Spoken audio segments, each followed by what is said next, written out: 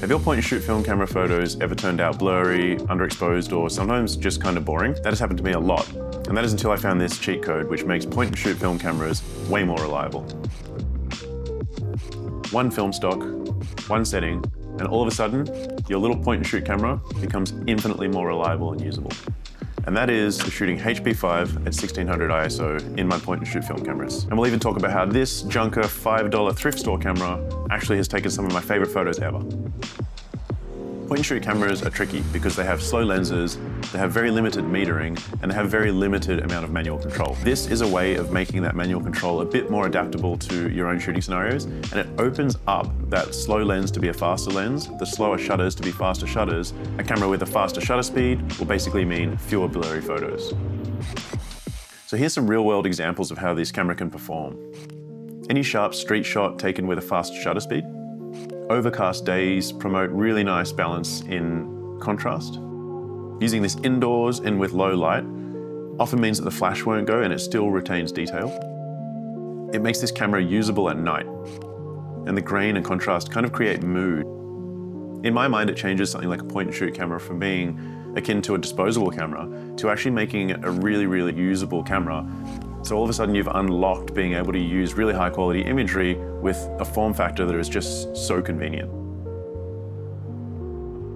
I take a roll of HP5, I load it into any point and shoot film camera that I have, and I shoot the whole roll at 1600 ISO. That's it. This cheat code works on sunny days, it works indoors, it works outdoors, it works when there's low light, it works on models, it works for portraiture, it works for street photography.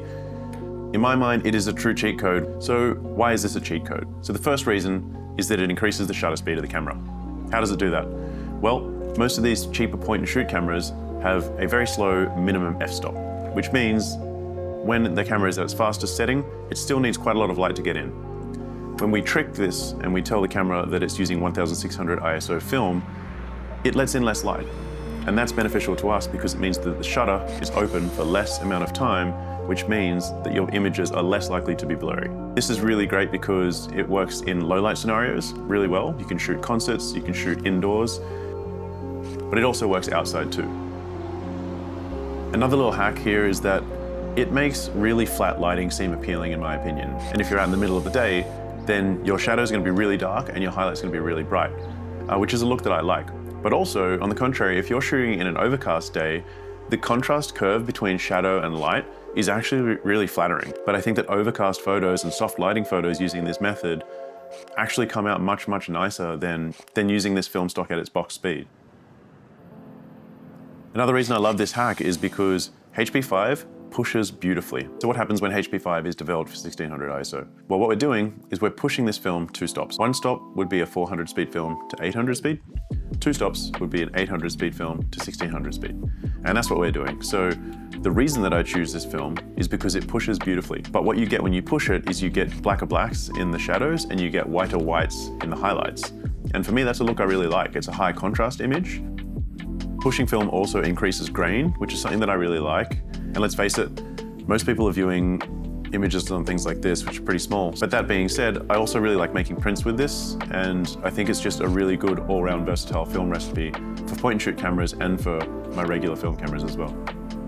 Now, I know what some of you are thinking. How can I change this ISO to 1600 ISO when my point and shoot camera doesn't allow me to do that? And that's an extremely good point because most cheap point and shoot cameras won't allow you to change your ISO. This is what's called a DX code. What it does is it reads these and it tells the camera what ISO the film is.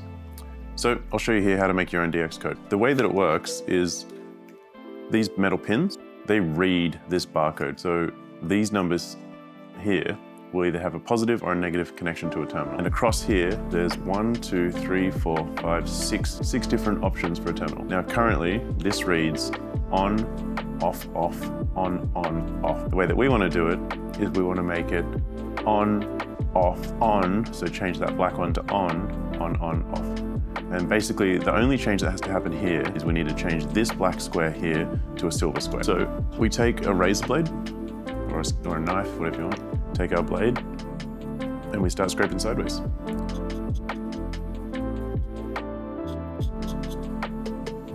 And that's all there is to it. And then you put it in your film as you normally would, bada bing, bada boom, close it up, And then when it winds on, this film will now read like it's 1600 ISO. You can buy sticker packs on eBay, I think, for a couple of bucks that you can just put right over if you don't trust yourself doing it. But I've never actually had an issue. I just scratch mine out and put duct tape over it, and that's how I end up getting mine. Now, it's not a perfect recipe. These are more caveats, not necessarily downsides, but they're things to consider when you're shooting 1600 ISO film in a point-and-shoot camera. And the first is, it does create more grain. If that's not your bag, this isn't a recipe for you. These are grainy photos, but for me, that's a big part of the appeal. The other thing worth noting is that it does require push processing. Now, you'll pay the same amount of money for the roll. I think these are around 15 bucks at the moment. But when you send it to a lab and you get them to process it for you, push processing often occurs additional fees. I do all my processing myself, so for me, it just changes the development times and it has zero impact on my financial situation. But if you're sending it to a lab, you will pay more, and I think it's something like $5 per stop or something like that. So it can add up, but hey, that's just another reason to have a think about developing your own film. It's really fun. Now, remember that $5 point-and-shoot camera I spoke about earlier? That's this.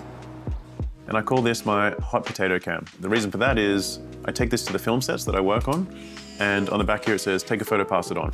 And the idea is that it's a hot potato. You take a photo, hot potato, throw it to your friends, and you get photos of each other working. And it's a really fun way to document our little lives and what it is that we do. It's just a way of capturing memories, and you get to shoot film, other people get to shoot film, and I've introduced a lot of people to shooting film with this actual hot potato cam.